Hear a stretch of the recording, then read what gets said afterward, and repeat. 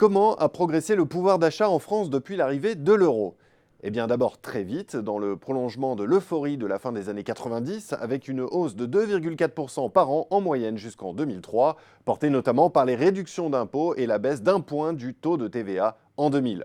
Et encore, on parle ici de l'évolution du pouvoir d'achat par unité de consommation, auxquels sont retranchés les effets de la démographie et de la composition des ménages.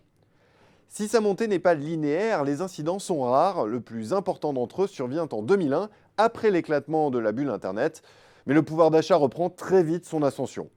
Par contre, 2003 est une année difficile, plombée par l'évolution de l'emploi et des salaires. Puis il se redresse à nouveau avec la reprise de la mi-2003, la situation des entreprises s'améliore, l'emploi redémarre, les salaires suivent et le pouvoir d'achat est stimulé par le ralentissement de l'inflation. Bref, l'optimisme est de retour. Cette tendance favorable perdure jusqu'à la fin 2007.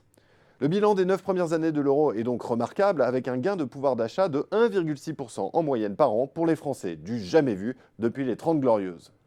Mais plus que l'euro, c'est surtout la marque de la politique économique sous Jospin et Chirac, celle de la consommation comme fer de lance de la croissance. La contrepartie de cette stratégie, eh bien, on le comprendra plus tard, c'est le sacrifice des comptes publics, un système productif dont la compétitivité se dégrade et des échanges extérieurs déséquilibrés. Les excédents commerciaux reculent pour céder la place à un déficit de 42 milliards en 2007.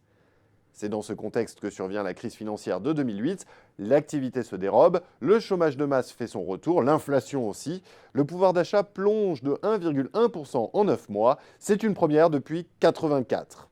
Mais il faut relativiser au regard de l'ampleur du choc, et c'est finalement très peu par rapport aux autres pays européens. Car dans la logique du modèle français de croissance par la demande intérieure, la réponse des pouvoirs publics ne change pas. Nicolas Sarkozy décide d'alléger la barque fiscale des ménages pour soutenir coûte que coûte la consommation. C'est ainsi que l'on défiscalise les heures supplémentaires et que l'on verse des primes exceptionnelles. Mais c'est le champ du signe. Cette politique fait exploser le déficit public qui dépasse les 7% du PIB en 2009, tandis que le déficit extérieur s'enfonce à plus de 70 milliards d'euros. Sous la pression allemande, des mesures de consolidation budgétaire sont prises au sud de l'Europe. En France, c'est la douche fiscale qui commence. Dès 2011, sous Sarkozy, c'est une contribution sur les hauts revenus, la chasse aux niches fiscales et la taxation de l'épargne. Sous la présidence Hollande, d'autres mesures suivront. La flambée du chômage couplée à l'austérité pèse alors de tout leur poids sur les revenus.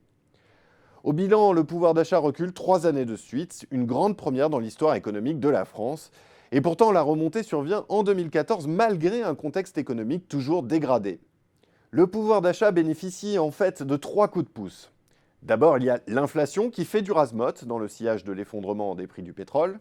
C'est ensuite le CICE qui s'est en partie transformé en une subvention indirecte aux hausses de salaire.